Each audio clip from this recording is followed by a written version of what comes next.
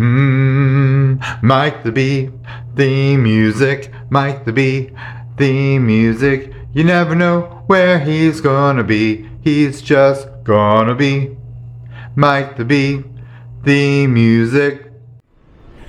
Hello, my little flowers. We're back here at Universal Studios Florida for Halloween Horror Nights. This is the last dance, the last curtain call, the last time we'll be coming for this year. So we're going to try to hit everything that we know and we love from this season, and we're going to take you along with us. So with all that being said, let's go.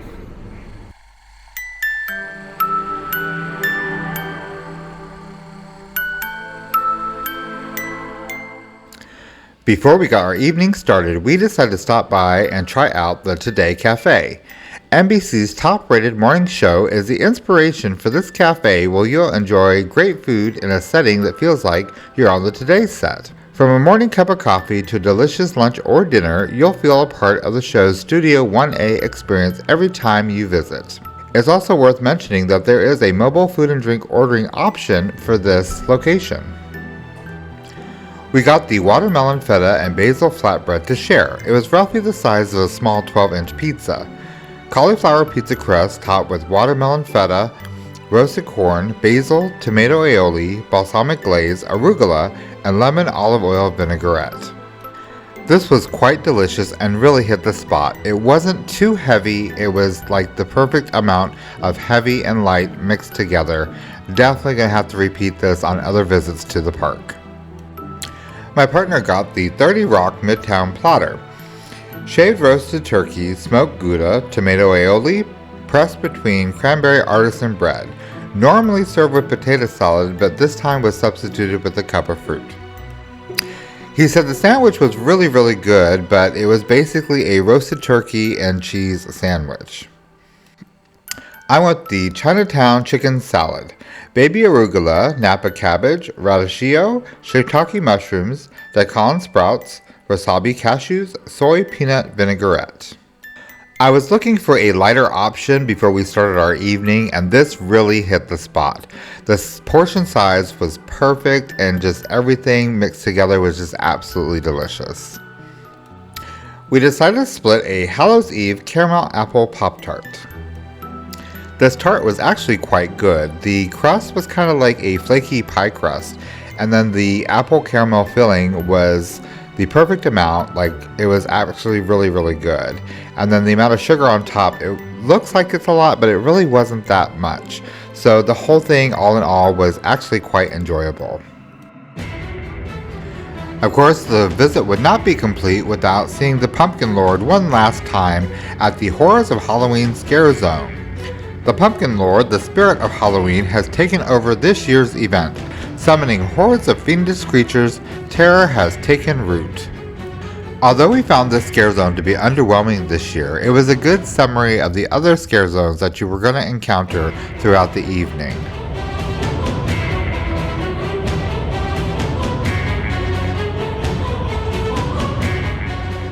The first house we revisited for the last time was Universal Monsters Legends Collide. If you thought one Universal monster was scary, how about 3? Better summon your Scream Squad, because you're about to get caught in the middle of an epic battle between the Wolfman, Dracula, and the Mummy, together for the first time ever. Their mission, to find the amulet that will break their curse and destroy anyone who gets in their way. This is a really fun house. It's a nice tribute to the 3 monsters that are featured in the house this year. We were upset because this run through we got the Mummy as the victor again. Apparently they switch out the victors every night. So we were hoping to get somebody else, but we're still glad that we got a chance to go through it one more time before the end of the season. We took one more stroll through the Graveyard Deadly Unrest. On All Hallows Eve, a dark storm descends upon a cemetery and awakens long-dead spirits. No one living can escape them. This scare zone was one of the more beautifully done scare zones. I just wish there was enough lighting at night so you could really see the detail, like kind of in the daytime. I mean, it's supposed to be a cemetery at night during a storm. I get that. but like all the sets were just so well done in the scare zone. The scare actors were amazing, and I just wish they would have gave them just a little bit more light so we could really see the amazing work that was done in this particular area.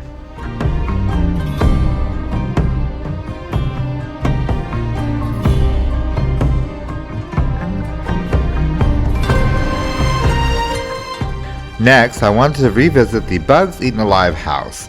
While touring a 1950s home of the future, you'll be surrounded by the slime of bugs everywhere as hordes of many-legged terrors descend upon you and your Scream Squad.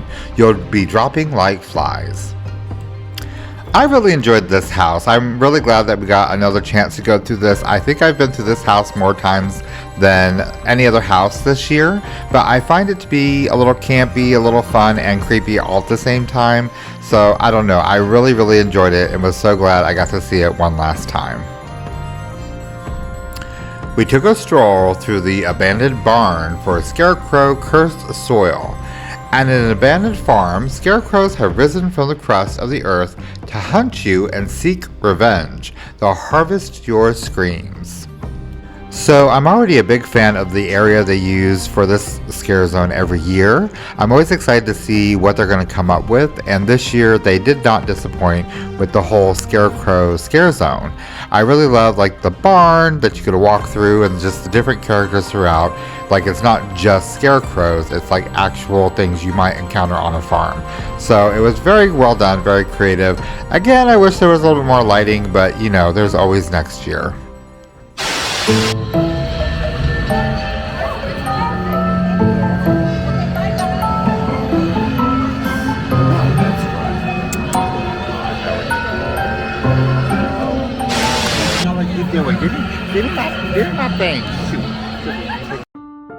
We did one more run through the classic Halloween.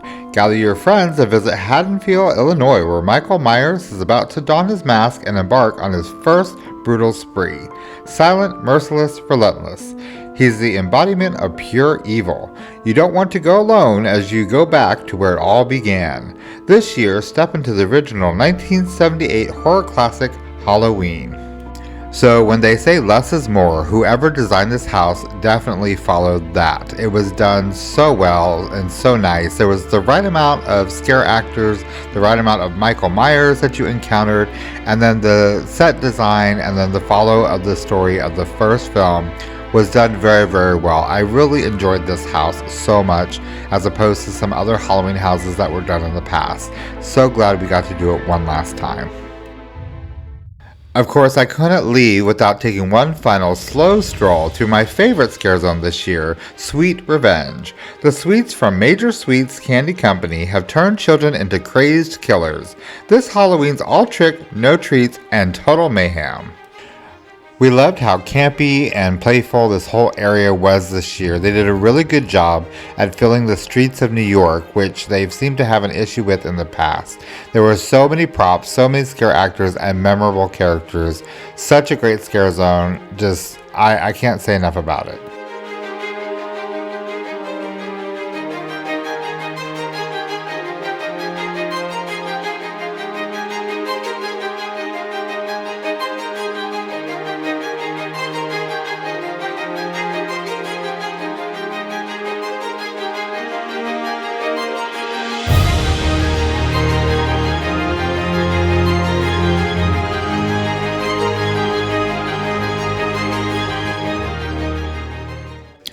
We had to take one more stroll down the pier in Dead Man's Pier, Winter's Wake.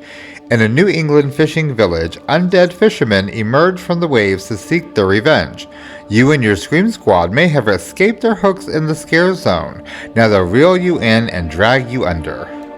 You know, I just can't say enough about this particular house. Now, I do recall it being a scare zone after I was reading the description, but the house is just so amazing. Like everything, the whole set, the whole maze is wrapped around the boat, and there's a lighthouse, and then there's this woman playing the violin, and she is truly playing this violin. Like the entire house was just so amazing, so well done. Like, I wish I could go through it over and over again. It's just that amazing. And I kept seeing more and more details every trip we made through this house this year. So well done. The number one house, in my opinion, Dead Man's Pier, Winter's Wake. Great house and a great finish for the season for us. Alright guys, that's going to do it for us here tonight at Halloween Horror Nights 31. This is it. This is the last call, like final curtain, etc., etc. We had a great time this season. We saw houses, we saw scare zones, we did our favorites over and over again, and we saw a lot more details every time we went through a second, third, fourth time, whatever. Scare zones as well. The scare actors are amazing. Got to learn some of the characters.